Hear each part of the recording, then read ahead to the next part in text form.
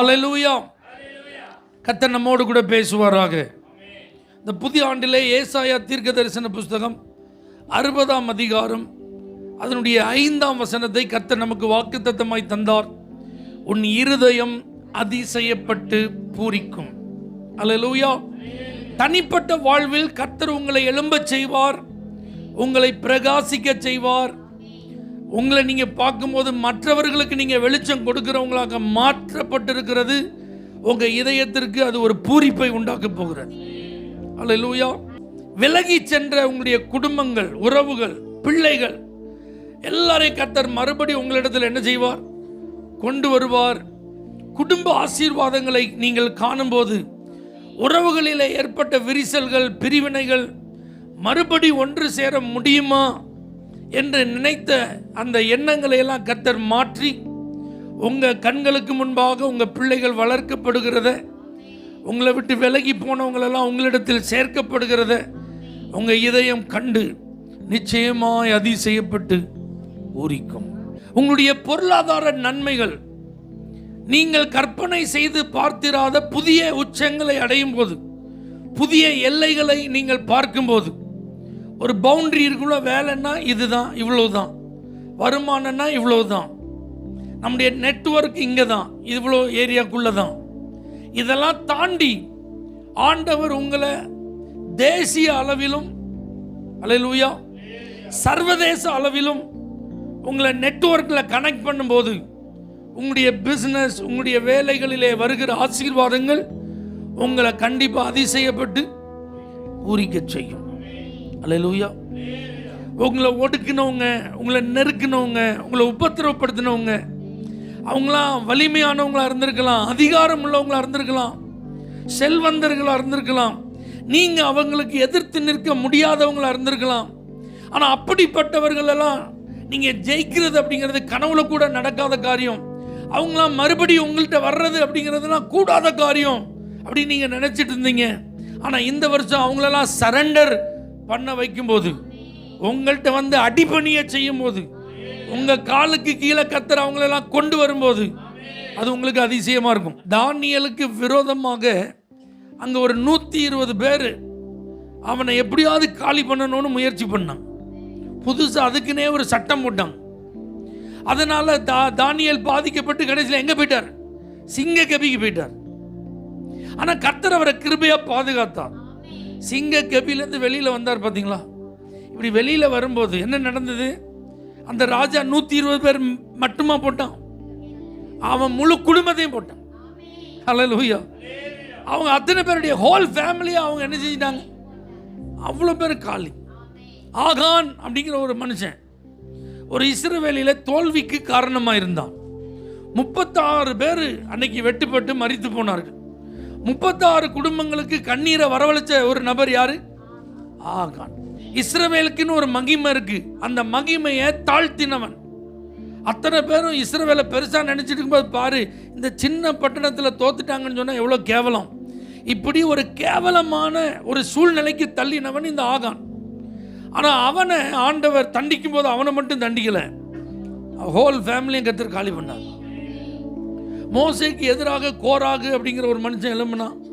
அவன் கூட ஒரு குரூப்பே என்ன செஞ்சுட்டு எழும்பினது. தாத்தான், அபிராம் இப்படிலாம் எழும்பினாங்க. ஆனால் பாருங்க, இவங்களை மட்டும் ஆண்டவர் டச் பண்ணலை, நியாயம் தீர்க்கலை. அவங்க கூடாரத்தில் முன்னாடி நின்றுட்டு இருக்கும்போது கர்த்தர் சொல்ல, அவங்கள விட்டு விலகி போங்க. அவங்க முழு குடும்பம், மனைவி, பிள்ளைகள் அத்தனை பேரோட உள்ள போயிட்டான்.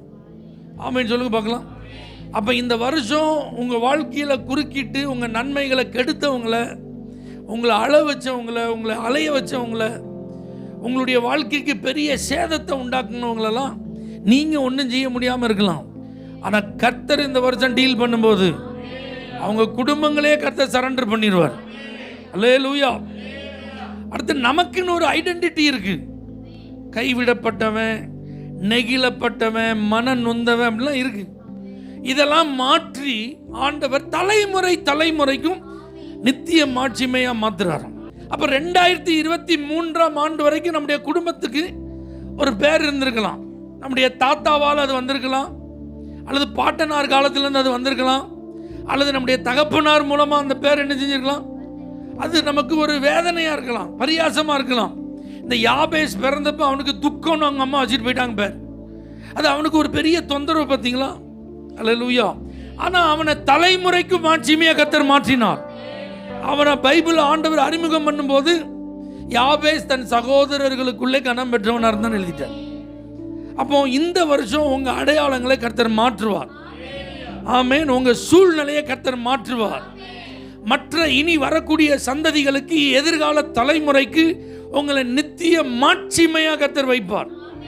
உங்களை பார்க்கும் போதே இவங்க பிளஸட், இவங்க ஆசீர்வதிக்கப்பட்டவங்க, இவங்க கொடுத்து வச்சவங்க, அல்லேலூயா, அந்த மாதிரி ஒரு அடையாளத்தை கர்த்தர் மாற்றுவார். ஆமென். ஆண்டவர் சொல்றார், உன் துக்க நாட்கள் முடிந்து போகும்.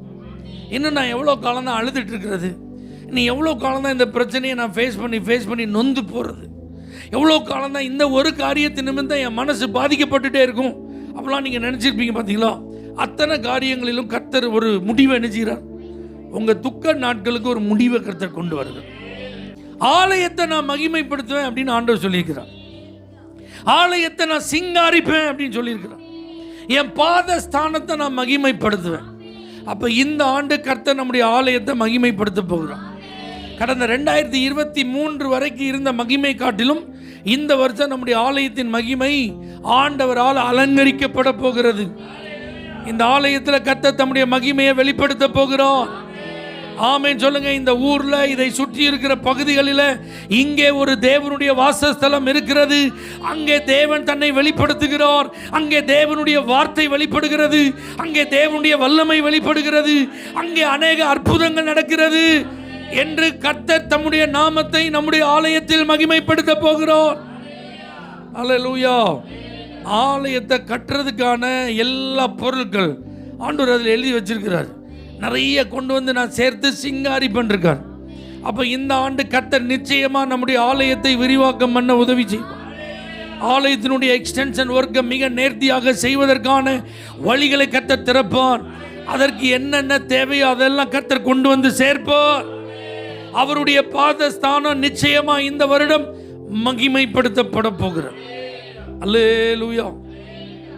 ஆண்டவர் பாருங்க, அவர் சொல்றாரு, சின்னவன் ஆயிரமும் சிறியவன் ஏற்ற காலத்தில் நான் இதை என்ன செய்வேன், தீவிரமாய் நடப்பிப்பேன்.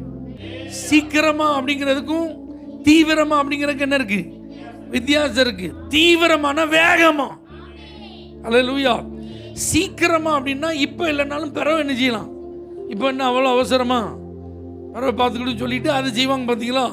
அந்த மாதிரி காரியம். சீக்கிரம் தீவிரம் அப்படிங்கிறதுல ஆண்டவர் நமக்கு தர்ற ஒரு வார்த்தை. அப்போ இதுவரைக்கும் டிலே பார்த்து சோர்ந்து போன உள்ளம், எதை எடுத்தாலும் தாமதம், எதை எடுத்தாலும் தடை, எதுவுமே ஒரு வேகமாக நடந்த மாதிரியே என் வாழ்க்கையில் இல்லைன்னு நினச்சிட்டு இருக்கோம் பார்த்தீங்களா? அப்போ இந்த வருஷம் கர்த்தர் தர்ற எல்லா ஆசீர்வாதம் வேகமாக நடந்துன்னு வச்சுக்கோங்க. ஆமென். தீவிரமாக நடந்துன்னு வச்சுக்கோங்க. எப்படி இருக்கும் நம்ம மனசுக்கு? எப்போ இவ்வளோ சீக்கிரமாக இது நடக்கிறதுக்கு வாய்ப்பே கிடையாது, ஆனால் எப்படி நடந்துச்சு அப்படின்னு நினச்சா நமக்கு சந்தோஷம் வரும்ல. அப்படி ஒரு சந்தோஷத்தை கர்த்தர் நமக்கு நிச்சயமாய் தருவார். அப்போ பாருங்க, இன்னைக்கு ஆண்டவர் சொல்ல விரும்புகிற ஒரு காரியம், அதை கண்டு அப்படின்னு இருக்கு. அல்லேலூயா. அந்த 5வது வசனத்தை நீங்க வாசித்து பார்ப்பீர்களானால் ஆண்டவர் அதில் சொல்றாரு, அப்பொழுது நீ அதை கண்டு. ஓ ஹல்லேலூயா. அப்ப நான் ஏதோ ஒன்றை இந்த வருஷம் பார்க்க போறேன், அது என் இதயத்தை பூரிக்க செய்ய போகுது. இவ்வளோ காரியங்கள் உள்ளடங்கி இருந்தாலும் ஆண்டவர் இப்போ வலியுறுத்த விரும்புகிற ஒரு காரியம், ஏதோ ஒன்றை என் கண்ணு பார்க்க போகுது. அதை பார்த்த உடனே எனக்கு எப்படி இருக்கும்? மகிழ்ச்சி. மீகா 7:15 நான் வாசிக்கிறோம்ல, உன்னை அதிசயங்களை காண பண்ணுவேன். உங்க கண்கள் சில அதிசயங்களை பார்த்து அது நிமித்தம் உங்க இதயத்திற்கு ஒரு பூரிப்பு. ஆமென். ஆண்டவர் அந்த இடத்துல சொல்றாரு, எகிப்து தேசத்திலிருந்து புறப்பட்ட நாளில் நடந்தது போலவே ஒன்னு அதிசயங்களை காண பண்ணுவேன். எகிப்துல நிறைய அற்புதங்களை கர்த்தர் செய்தார். அவருடைய ஓங்கிய புயமும் பலத்த கரமும் வெளிப்பட்டு 10 வாதைகள், அதுல புறப்பட்ட நாள்ல ஒரு அதிசயம் நடந்தது. அப்படின்னா அந்த வெரி மூமெண்ட், அதுதான் முக்கியமான நாள்.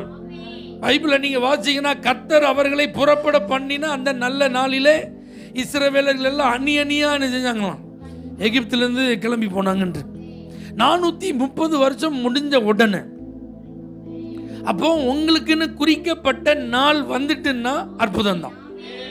அந்த புறப்பட்ட நாளில் அப்படின்னா கர்த்தர் அதற்கு முன்பாக மோசே அனுப்பியிருந்தார். மோசே மூலமா அடையாளங்கள் அவர்களுக்கு முன்பாக செய்து காண்பிக்கப்பட்டது. மோசே போய் பார்வோன்ட்டு பேசினாரு. பார்வோன் தன்னுடைய இருதயத்தை கடினப்படுத்தினார்.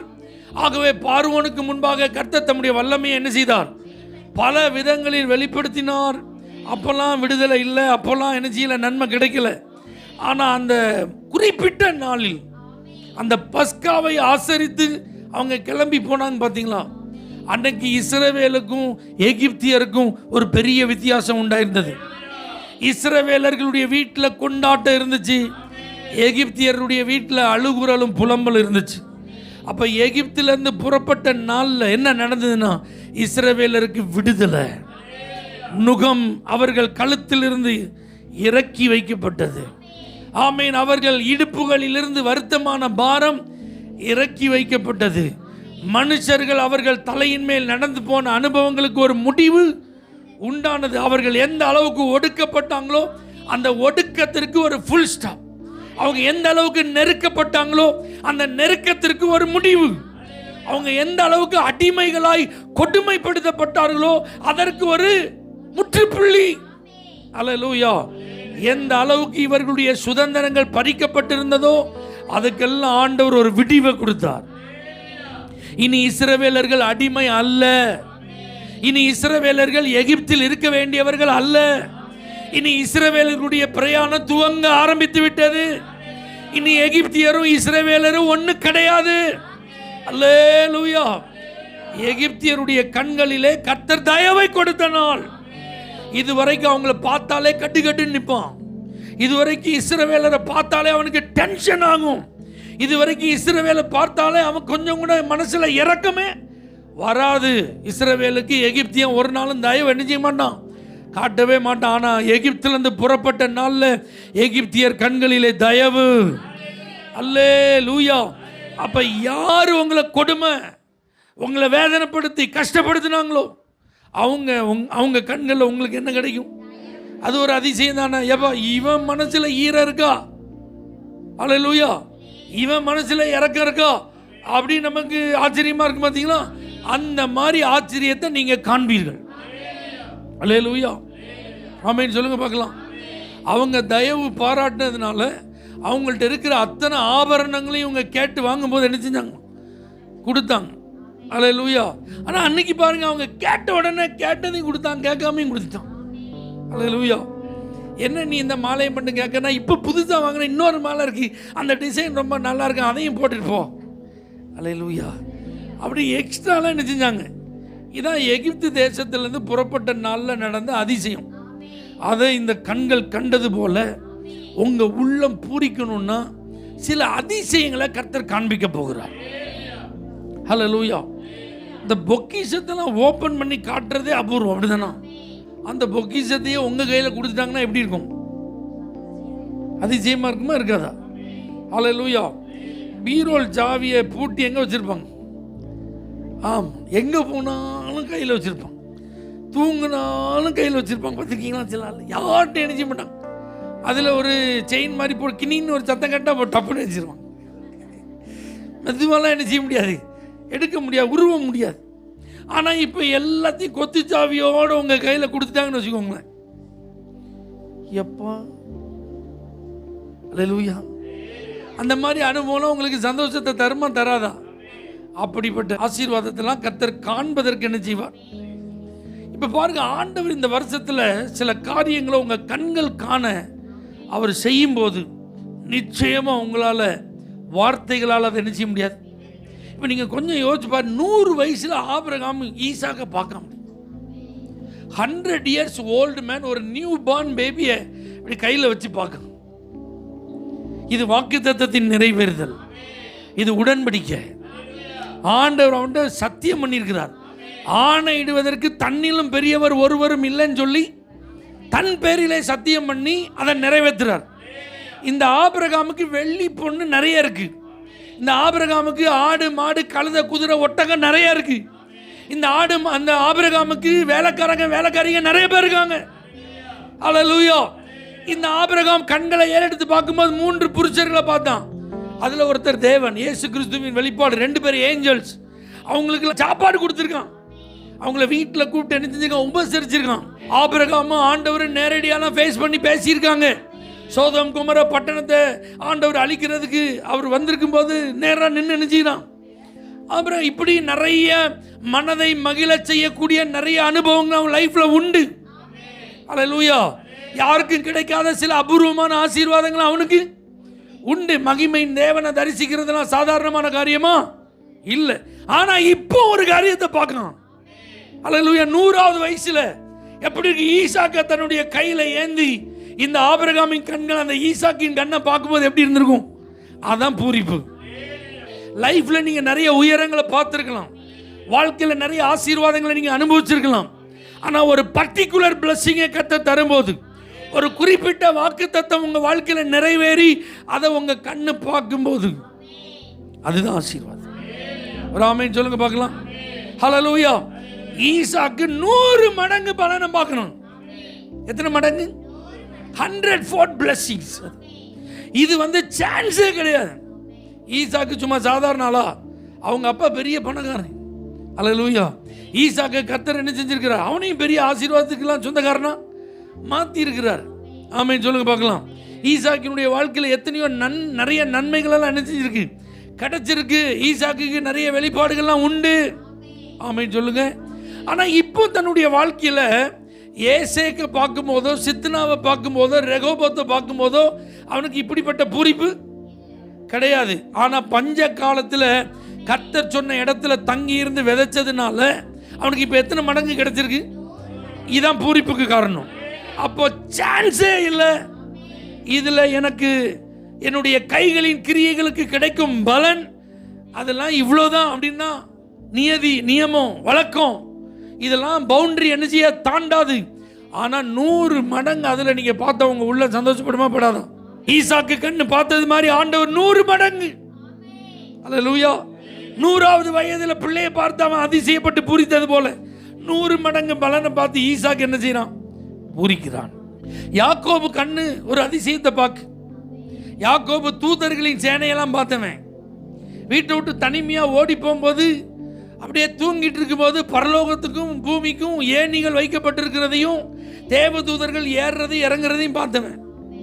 யாக்கோபே அப்படின்னு கூப்பிட்டு நீ எழுந்து பெத்தேலுக்கு போ அப்படிங்கிற வெளிப்பாடெல்லாம் உள்ளவன். இப்போ அவன் திடீர்னு ஒரு நாள் ஒரு அற்புத காட்சியை பார்க்குறான். என்னன்னா, யோசேப்பையே பார்க்க மாட்டேன்னு நினைச்சவன் யோசேப்போட 2 பிள்ளைகளை பார்க்கலாம். அதான் பூரிப்பு. ஒரு ஆமென் சொல்லுங்க பார்க்கலாம். ஏன்னா யோசேப்பை அவனுடைய சகோதரர்கள் தந்திரமா அந்த இஸ்மவேலர்கள்ட்ட விற்று போட்டதுனால அவன் எகிப்துக்கு போயிட்டான். ஆனால் வீட்டில் இவங்க சொன்னது அவனுடைய வஸ்திரத்தை ஒரு ஆட்டு ரத்தத்தில் தோய்த்து உங்கள் மகன் ட்ரெஸ்ஸாக பாருங்கள், ஏதோ கொடிய மிருகம் அவனை என்ன செஞ்சுட்டு கொன்று போட்டதுன்னு சொன்னதுனால தன்னுடைய மகன் யோசேப்பு செத்து போயிட்டான்னு நினச்சி டெய்லி அழுதுட்டு இருக்கான். தினமும் அழுவான், ராத்திரியெல்லாம் அழுவான், படுக்கையெல்லாம் கண்ணீரால் நினைப்பான். என்னுடைய அந்திய காலத்தை நான் சஞ்சலத்தோடு தான் பாதாளத்தில் என்ன செய்கிறேன், இறக்க போகிறேன் அப்படின்னு தான் வாழ்ந்துட்டு இருக்கான். ஆனால் யோசேப்பு உயிரோடு இருக்கிறான் அப்படிங்கிற செய்தி அவனுக்கு ஒரு பூரிப்பை கொடுத்தாலும் அவன் ஆச்சரியமாக சொன்ன ஒரு காரியம், உன்னையவே நான் பார்க்க மாட்டேன்னு நினச்சேன், ஆனால் உன் சந்ததியையும் காணும்படி ஆண்டவர் எனக்கு உதவி செய்தாரே. அல்லேலூயா. முடிஞ்சிட்டு ஃபைலை க்ளோஸ் பண்ணியாச்சு. இனிமேலாம் அடுத்தது இல்லை. அல்லேலூயா. இனிமேலாம் திரும்ப அதை புதுப்பிக்க முடியாது. இனிமேலாம் அதை மறுபடி செக் பண்ண முடியாது. இனிமேலாம் மறுபடி அதை யூஸ் பண்ண முடியாது. இனிமேலாம் அது ஆசீர்வாதமாக மாறாது. என்ன காரியங்கள் சொல்லப்பட்டு அதை நினச்சி நீங்கள் அழுதுட்டு இருந்தாலும் அதில் உள்ள ஆசீர்வாதத்தை மட்டும் இல்லை, அதற்கு பின்பாக அதை தொடர்ந்த ஆசீர்வாதங்களை காணும்போது உங்கள் உள்ள அதிசயப்பட்டு என்ன செய்யும்? யோசேப்பு பாருங்க, சின்ன வயசுல சொப்பனம் பார்த்தவன். அவனுடைய சொப்பனத்தில் அவனுக்கு ஆண்டவர் 2 முறை அவனுடைய எதிர்காலத்தை என்ன செய்தார்? வெளிப்படுத்தினார். சகோதரர்கள் அதனால தான் அவனை பகைத்தார்கள், தகப்பன் அதனால தான் அவனை கடிந்து கொண்டான். ஆனால் எகிப்துக்கு போன இந்த யோசேப்பு ஒரு 13 வருட இடைவெளிக்கு பின்பு அவன் பார்வோனுக்கு அடுத்த ஸ்தானத்தில் அதிகாரியாக இருக்கிறான். அப்போல்லாம் ஏதோ லைஃப்பில் இதெல்லாம் தற்செயலாக என்ன செஞ்சிட்டு இருக்கு, நடந்துட்டு இருக்குன்னு நினைச்சிட்டு இருக்கான். ஆனா பஞ்சம் தலைவிரிச்சு ஆடினதுனால எகிப்துல தானியம் உண்டு என்று கேள்விப்பட்ட யாக்கோபு அவனுடைய மற்ற பிள்ளைகளை எகிப்துக்கு அனுப்பின போது எகிப்துல அதிகாரியா உட்கார்ந்து இருந்த அந்த யோசேப்புக்கு முன்பாக இந்த 10 சகோதரர்கள் அப்படியே விழுந்து பணிந்தாங்க. பார்த்தீங்களா? இந்த காட்சியை இவன் பார்க்கும்போது எது ஞாபகத்துக்கு வருது? கனவு. அல்லேலூயா. இதுதான் அச்சீவ்மெண்ட். இந்த இடத்தை தான் கர்த்தர் அன்னைக்கு காண்பித்தார். இந்த மொமெண்ட் தான் உன் லைஃப்ல நடக்கும்னு கர்த்தர் சொன்னார். ஆனா அவ்வளவு பேரை கங்கணம் கட்டினா அது எப்படி நடக்கும் பார்த்துருவோம். நீ எல்லாருக்கும் இளையவனா இருந்துட்டு எங்க மேல அதிகாரம் பண்ணுவியா? எங்க மேல துரைத்தனம் பண்ணுவியா? உன் கனவு எப்படி நிறைவேறும்னு நாங்க பார்க்கிறோம் அப்படின்னு சவால் விட்டதும் அல்லாம சாதிச்சு காட்டினாங்க. ஆள் அட்ரஸ் எல்லாம் ஆக்கிட்டாங்க.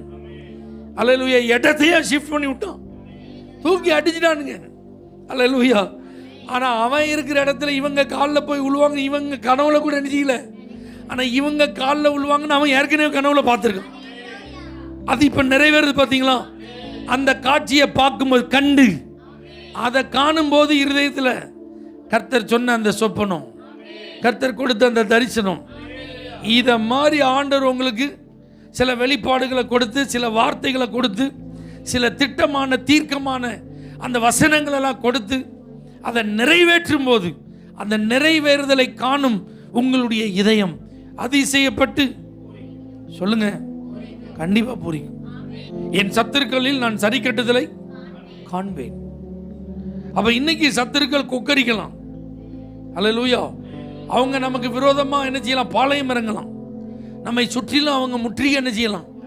ஆனா அவர்களுக்கு சரிக்கு சரியா கர்த்தர் பதில் கொடுக்கும் போது அதை நம்முடைய கண்ணு பார்க்கும். அவர்கள் பாடி துதி செய்ய தொடங்கின போது எதிரிகளுக்குள்ள ஒருத்தர் வெட்டுறாங்க.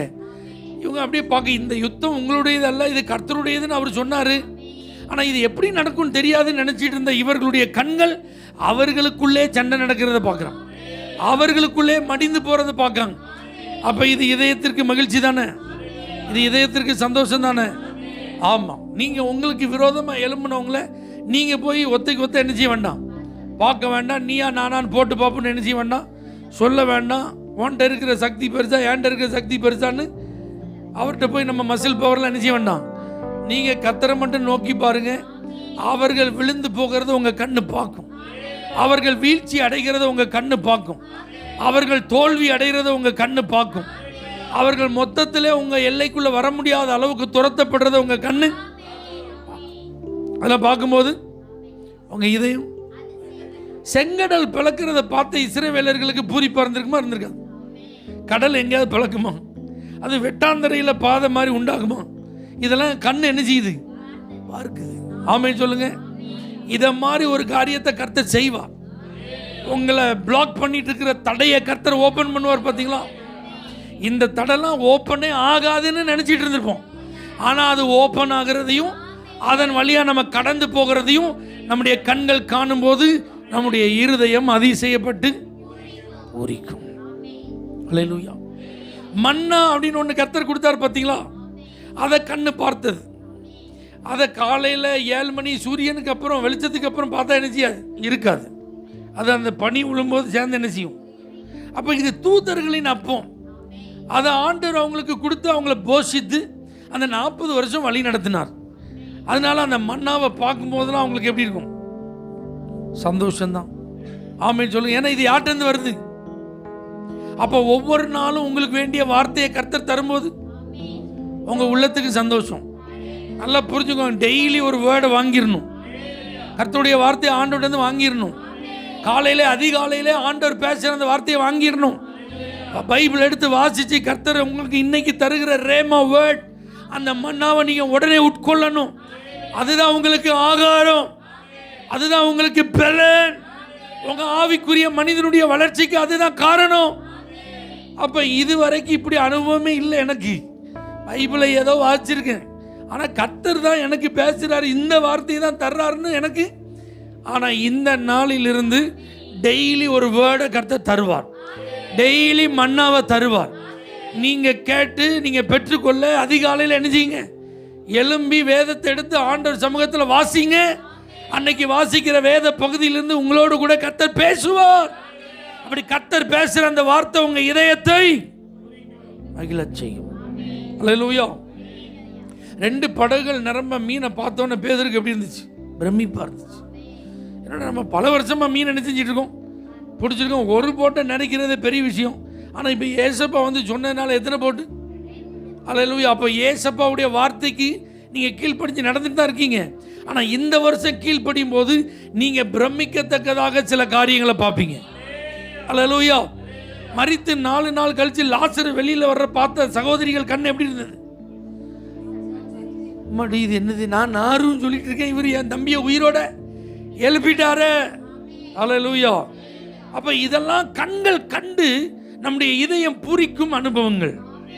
அப்போ இதெல்லாம் கம்ப்ளீட்டாக டெட் ஆகிட்டு இனிமேல் இதை ஓப்பன் பண்ணி பார்க்குறதுல பிரயோஜனம் இல்லை.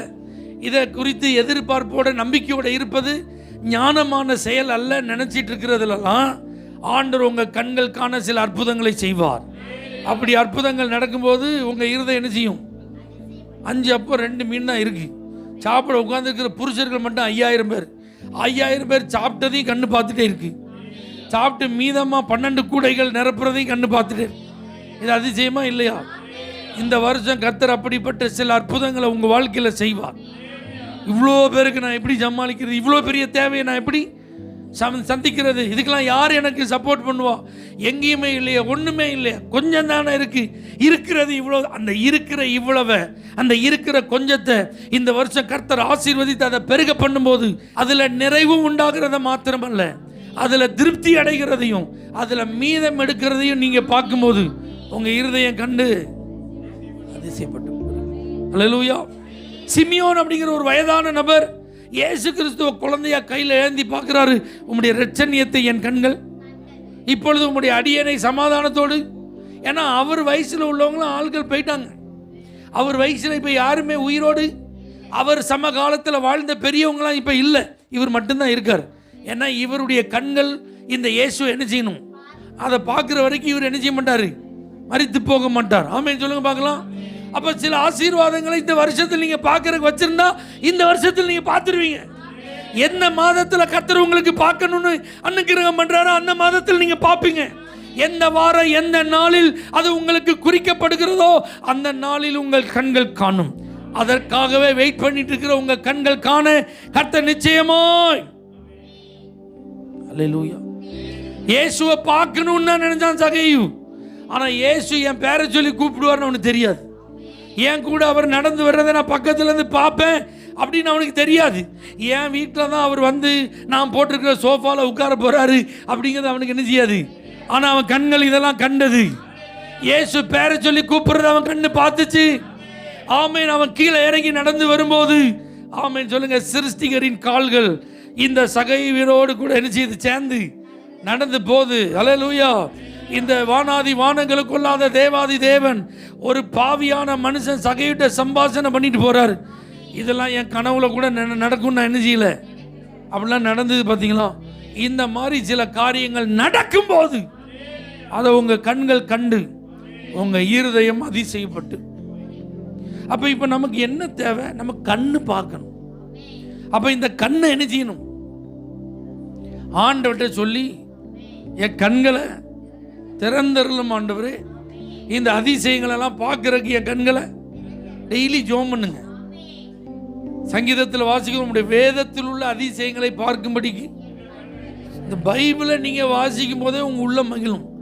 இந்த பைபிளில் கிடைக்கிற வெளிப்பாடுகளை கர்த்தர் உங்களுக்கு காண கிருபையை தந்துட்டார்னா உங்கள் உள்ளம் மகிழும். அல்லேலூயா. எலிசா ஜெபம் பண்ணார் பார்த்தீங்களா? அந்த கேயாசியின் கண்கள் திறக்கப்பட்ட போது அந்த மலை முழுவதிலும் தூதர்களின் சேனை அக்கினி மயமான குதிரையில் நின்னது. அல்லேலூயா. அப்ப நம்மை சுற்றிலும் இருக்கிற சூழ்நிலைகளை எல்லாம் பார்ப்பதற்குரிய கண்கள், கர்த்தர் என்ன நமக்காக செய்கிறார் என்பதை பார்ப்பதற்குரிய கண்கள், நம்முடைய வாழ்வில் நடந்து கொண்டிருக்கும் அற்புதங்களையும் அதிசயங்களையும் பார்ப்பதற்குரிய கண்கள் திறக்கப்படுவதாக. அப்ப இன்னையிலிருந்து ஆண்டவரை ஜெபம் பண்ணுங்க. ஆண்டவரே, என்னுடைய மன கண்களை திறந்தருளும்.